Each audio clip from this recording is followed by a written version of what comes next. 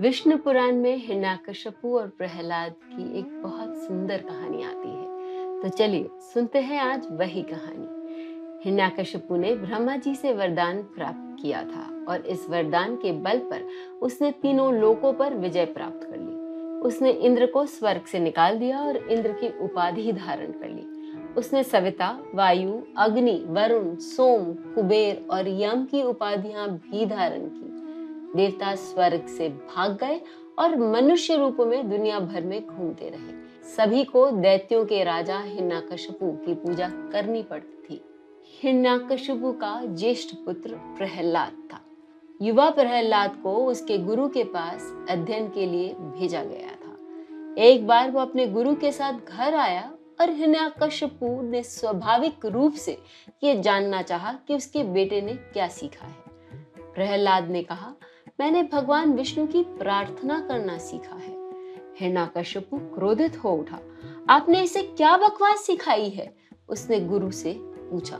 मैंने नहीं सिखाया है, शिक्षक ने उत्तर दिया। यह बात तो वह अपने विवेक से कह रहा है। प्रिय पुत्र, हिरण्यकश्यपु ने पूछा, तुमने ये सब व्यर्थ की बातें कहाँ से सीखी? उत्तर आया, सभी शिक्षकों के गुरु भगवान विष्णु से। ये भगवान विष्णु कौन है? हिरण्यकश्यपु ने पूछा। प्रहलाद ने कहा, मेरे हृदय के स्वामी। तुम्हारे हृदय के स्वामी?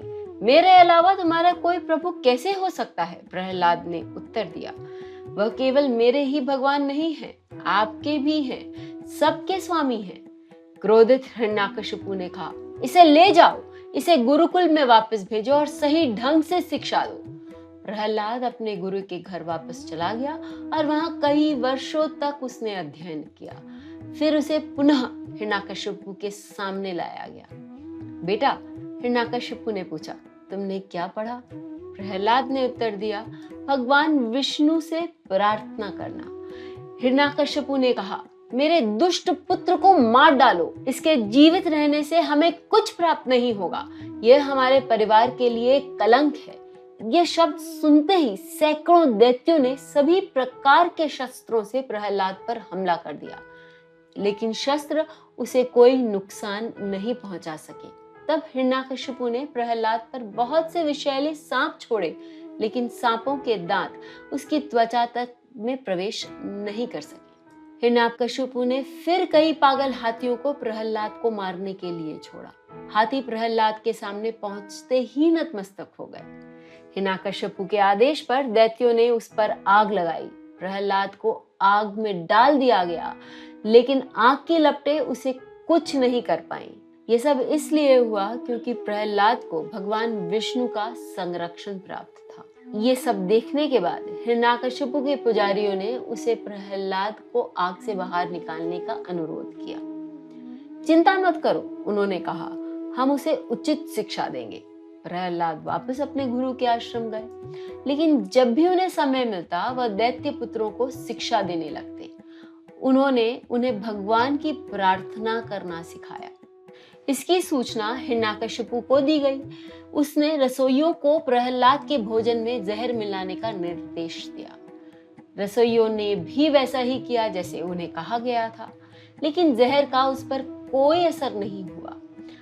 पुजारियों ने एक बार फिर प्रहलाद को समझाने की कोशिश करी, लेकिन कोई फायदा नहीं हुआ। तब पुजारियों ने कृत्या नामक राक्षसी को उत्पन्न किया, लेकिन एक बार फिर भगवान विष्णु ने प्रहलाद को बचा लिया। पुजारी हिरण्यकश्यपु के पास वापस गए और उसे बताया कि क्या हुआ है। प्रहलाद को एक बार फिर हिरण्यकश्यपु के पास लाया गया। हिरण्यकश्यपु ने पूछा, तुम्हें ये शक्तियां कैसे प्राप्त हुई हैं? प्रहलाद ने उत्तर दिया, ये मेरी शक्तियां नहीं हैं, ये भगवान विष्णु की शक्तियां हैं। भगवान विष्णु का नाम सुनकर हिरण्यकश्यपु आग बबूला हो उठा।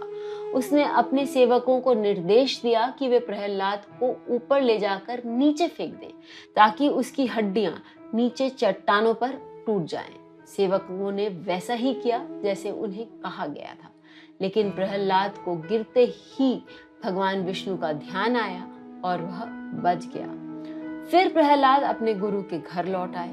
गुरु ने उन्हें वे बातें सिखाई जो एक राजा को जाननी चाहिए। राजनीति के ये सिद्धांत बहुत पहले शुक्राचार्य द्वारा निर्धारित किए जा चुके थे। उन्होंने व्यक्ति को अपने शत्रुओं और मित्रों से निपटने के नियम सिखाए। जब उनकी शिक्षा पूरी हो गई तो प्रहलाद को फिर से हिरण्यकशिपु के सामने लाया गया। बेटा, हिरण्यकशिपु ने पूछा, मुझे दिखाओ कि तुमने क्या सीखा है। आप अपने शत्रुओं से कैसे निपटेंगे? कौन से शत्रु? प्रहलाद ने पूछा। भगवान विष्णु मुझ में है, भगवान विष्णु मेरे मित्रों में है और भगवान विष्णु ही मेरे शत्रुओं में है। क्योंकि भगवान विष्णु सर्वत्र व्यापी हैं, तो शत्रु कैसे हो सकते हैं?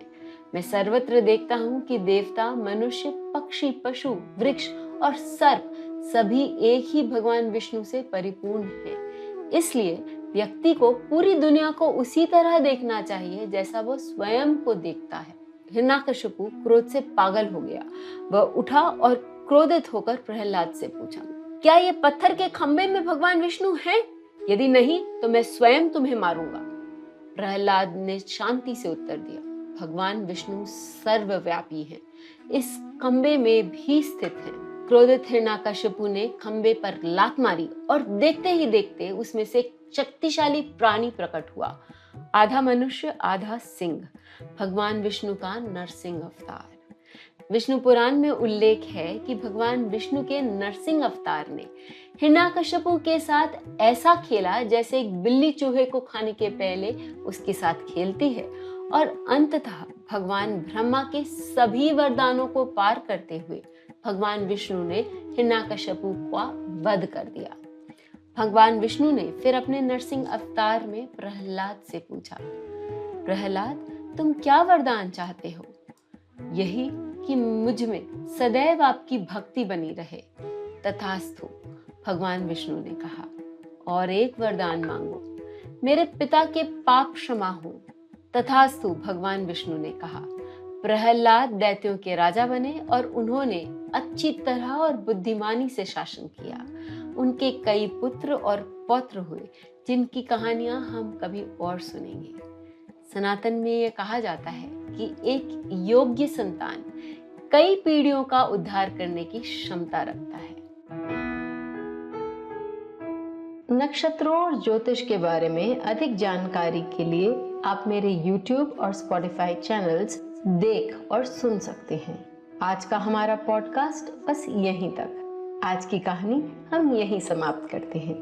आपके आसपास ऐसे बहुत से लोग होंगे जो अपनी संस्कृति से जुड़ना चाहते हैं। उनके साथ ये कहानी WhatsApp या किसी भी सोशल मीडिया प्लेटफॉर्म पर शेयर करें और सनातन कहानियों को लोगों तक पहुंचाने में, मेरे इस उद्देश्य को पूरा करने में मेरी मदद करें। मैं आपकी कथाकार अनुराधा फिर लौटूंगी एक ऐसे ही पौराणिक कथा के साथ। नारायण नारायण।